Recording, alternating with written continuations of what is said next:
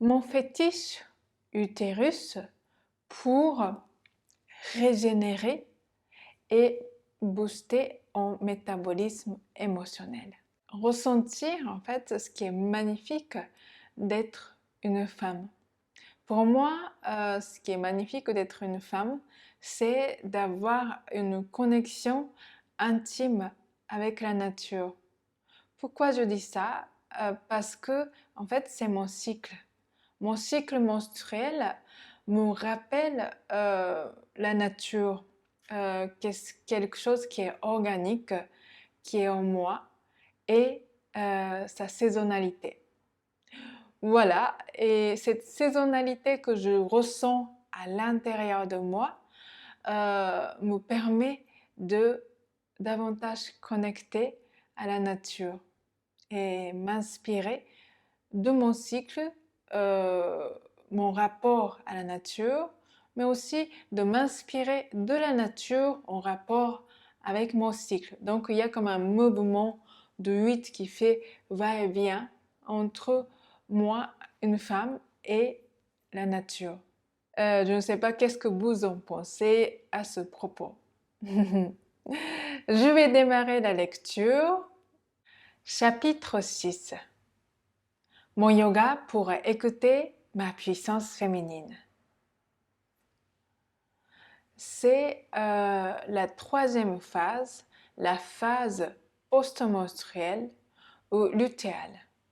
Elle dure de la fin de l'ovulation au premier jour des règles, soit du 18 au 28e jour environ.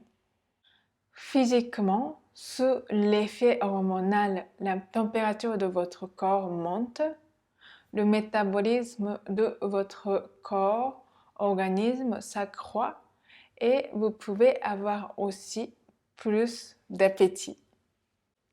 Comment je me sens? Psychologiquement, c'est le moment idéal pour être en contact avec la richesse de votre monde intérieur.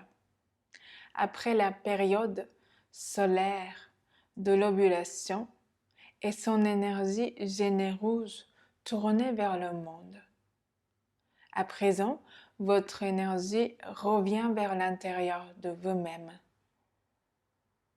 En effet, les fluctuations et la baisse hormonale en fin de phase vous rendent plus introverti, peut-être plus susceptible, moins tolérant. Et si c'est le cas, écoutez bien cette petite voix intérieure, car elle est une indication de manque, de besoins non comblés ou des émotions refoulées qui ressortent, entre parenthèses, heureusement, plus fortement pendant cette période pour que vous les ressentiez. Cela vous rend plus intuitif et créatif. C'est aussi une période où vous ressentez une connexion forte avec la nature. J'active mon métabolisme émotionnel. Le métabolisme est un processus d'échange et de transformation de la matière en énergie dans l'organisme. Pour que vos émotions soient une force et non un poids qui vous alourdit, il est essentiel d'acquérir la capacité de métaboliser vos émotions. La plupart d'entre nous n'ont pas été encouragés à exprimer ces émotions, ni à les ressentir. Au contraire, nos vécus émotionnels ont pu être banalisés et minorés. Ce n'est pas grave. Il ne faut pas pleurer. Tu es vilaine quand tu es en colère. Enfin, ce n'est pas la fin du monde. Cela a pu inhiber toutes ces phrases, notre métabolisme émotionnel. Conséquence, on a pris l'habitude de refouler nos émotions sans nous en rendre compte. Conséquence de cette inhibition. L'émotion est une énergie. Quand on refoule nos émotions, une partie de notre énergie vitale reste bloquée et ne peut plus circuler. Quand l'énergie ne circule pas, vous vous sentez certainement éteinte, sèche à l'intérieur. Pire, vous dépensez davantage votre énergie pour continuer à refouler vos émotions. Des indices que vous évitez de regarder vos émotions en face, eh bien, vous êtes devenu accro au smartphone et aux réseaux sociaux. Vous mangez de manière compulsive ou vous devenez workaholic ou vous augmentez votre consommation de substances addictives comme café ou alcool ou cigarettes, d'autres choses, chocolat. Vous évitez des moments de solitude régénérateurs. Par exemple, tout ça vous éloigne de vous-même et n'apporte aucune solution. Mon fétiche utérus pour régénérer et booster en métabolisme émotionnel. Il existe plusieurs moyens de se connecter à son utérus à travers la visualisation et le dialogue intérieur que nous avons présenté précédemment dans ce livre. En observant votre menstruation ainsi que votre cycle. Un moyen puissant et tangible est de créer une fétiche utérus en tissu, par exemple, comme ici. Utilisez votre créativité plus vive pendant cette phase vous permet de donner une forme concrète à ce qui est abstrait, flou. Cela rend ce qui est sous-jacent, donc inconscient, visible et accessible. À quoi ça sert? La fabrication de votre fétiche utérus est en lui-même un processus de guérison. Dans le chamanisme, médecine désigne ce qui permet de guérir et de faire évoluer. En plus, cela révèle votre potentiel créatif.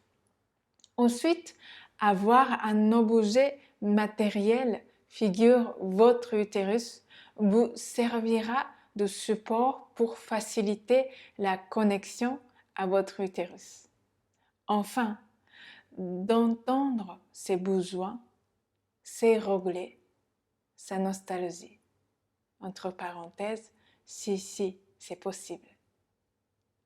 Et aussi accéder à puissance et à sagesse au quotidien. Comment l'utiliser? Mettez-le sur votre autel ou en évidence et protégez dans un endroit où vous passez du temps chaque jour, comme par exemple dans votre chambre, sur votre table de chevet, pour y penser quotidiennement.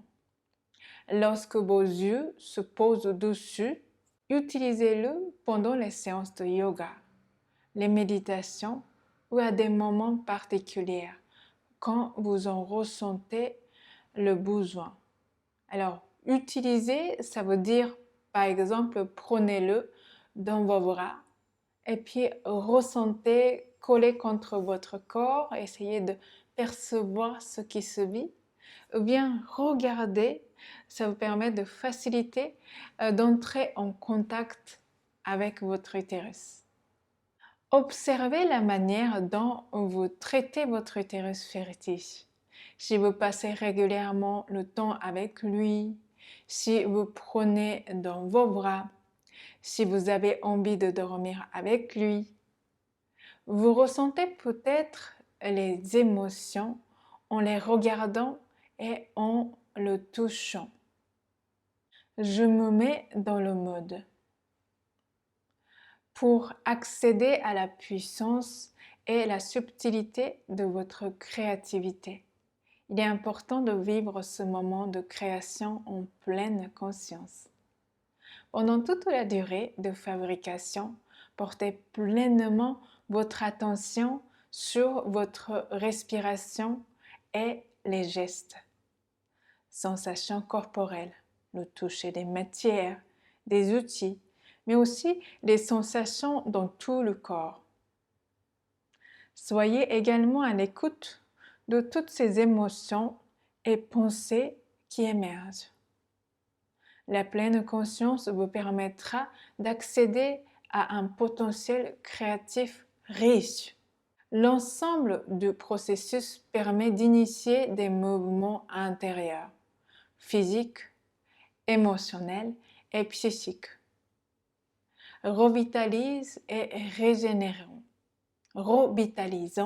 et régénérant. Do it yourself, fétiche utérus. Matériel, du tissu blanc naturel d'une texture douce, le rembourrage de votre choix, ouate, balle de poutre ou sarrasin, du riz, noyau de cerise. Si possible, préparez plusieurs matières pour pouvoir choisir sur le moment. Des peintures pour textiles, des perles, des boutons fantaisie, des motifs, thermocollants, des rubans, des plumes, des franges, des paillettes, des fleurs, des nœuds, des séquins, du fil de broderie selon vos capacités de couturier et de vos envies. Idée customisation ultra facile. Broderie. Si vous ne savez pas broder, testez le punch needle, une sorte de stylo à broder très facile à utiliser. Dessin, calligraphie, des fleurs, des feutres pour textile peuvent vous aider si vous ne vous sentez pas à l'aise avec la peinture. Let's go! D'abord, posez vos mains sur votre bas-ventre. Là, je passe à la fabrication du fœtus utérus. D'abord, posez vos mains sur votre bas-ventre et connectez-vous avec votre utérus. Ressentez sa présence, son énergie, son message. Téléchargez le gabarit utérus ici. Là, ici, dans le livre, je mettrai le lien pour que vous puissiez télécharger le gabarit de l'utérus que vous pouvez utiliser. Découpez-le et découpez le contour. 2. Pliez le tissu en deux et épinglez le gabarit dessus. Découpez le tissu en suivant la forme du gabarit. Mettez un petit coup de ciseau de 2-3 mm sur les deux marquages sur la partie haute de l'utérus. Posez les deux pièces découpées en symétrie, côte à côte. Choisissez une pièce qui constituera le dessus et celle qui constituera le dessous. L'étape 4. Laissez votre créativité se déployer. Inspirez-vous de couleurs, des matières. Dessinez, brodez, soyez libre. Peut-être avez-vous envie de donner un visage à votre utérus pour symboliser son vécu, son état. Si vous utilisez de la peinture textile, pensez à le fixer avec un fer à repasser avant d'entreprendre d'autres travaux. L'étape 5. Rassemblez les deux pièces en cousant sur le bord, sur l'environ à 1 cm du bord. Laissez juste l'ouverture correspondant à l'espace entre les deux marquages. L'étape 6. Retournez-le à l'aide du pic. Laissez les détails ressortir. L'étape 7. Rembourrez-le avec la matière de votre choix. L'étape 8. Refermez l'ouverture. L'étape 9. Vous pouvez baptiser votre fétiche d'utérus en lui donnant un nom ou un surnom qui vous donne envie de dialoguer avec lui. Voilà, donc ce matin, c'était la phase post-ovulatoire et la fabrication de fétiches utérus. Je pense que vous le sentez, mais en écrivant ce livre, bon, parfois j'avoue qu'il y a des moments de pression parce que le deadline, on dit la date limite de rendu de manuscrit s'approche. Et en même temps, là, j'ai vraiment énormément de plaisir à écrire, puiser sur ma créativité. Et puis, je ne sais pas si ça fait ça pour vous, si vous avez l'expérience d'écrire. J'ai l'impression que plus j'écris, plus l'inspiration descend et plus j'ai à écrire. Donc je pense que je ne vais pas m'arrêter au premier livre et puis je vais continuer certainement sur d'autres projets d'écriture. En tout cas, c'est vrai que le fait de me décomplexer, le fait de ne pas être un natif francophone, en me disant mais finalement j'ai un message à partager, j'ai des ressources à partager et je peux tout à fait m'appuyer sur quelqu'un. Là dans ce projet par exemple Gladys, ma éditrice, pour qu'elle puisse mettre en forme le texte correctement en français. Et c'est vrai que j'ai la tendance de vouloir faire tout toute seule. Et ce parcours d'écriture de livres m'a vraiment permis de m'ouvrir et apprendre aussi à travailler avec d'autres personnes en apportant chacun son expertise. Et je sens que ça va m'aider pour développer d'autres projets qui a besoin d'une collaboration. Et puis c'est vrai que c'est génial de se sentir qu'on est toujours à soutenir un projet. En début décembre, je crois que c'est le 7 décembre, je vais organiser un atelier à Paris. C'est le soir, alors je vais vous donner la date exacte. Oui, c'est le 6 décembre, le vendredi à 19h dans le Marais. Donc on va se réunir et puis nous allons avoir une session de Kunda Yoga et puis je vais parler aussi de la connexion, notre connexion avec notre utérus. Je vais bientôt ouvrir l'inscription et je mettrai toutes les informations dans le descriptif de cette vidéo plus tard, mais aussi sur ma page.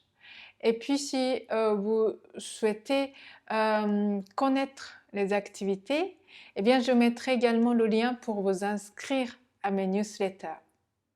Sachez également que je propose des accompagnements en coaching 100% personnalisés sur 3 mois et dédiés aux femmes pour vous aider à vous connecter à votre puissance féminine, à vous épanouir dans votre vie sexuelle et de vous réconcilier avec votre féminité, de pacifier la colère vis-à-vis de votre corps, guérir des traumas liés à la sexualité.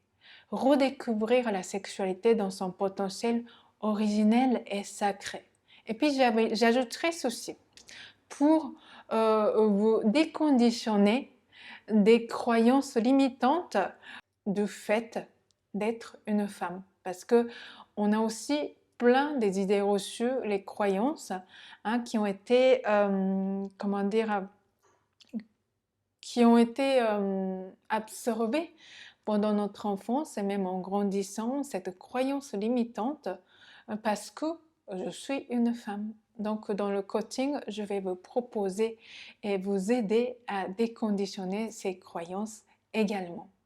Si tout cela vous résonne ou certains de ces thématiques vous résonnent, et puis si l'accompagnement de coaching de 3 mois vous résonne, eh bien on peut en parler.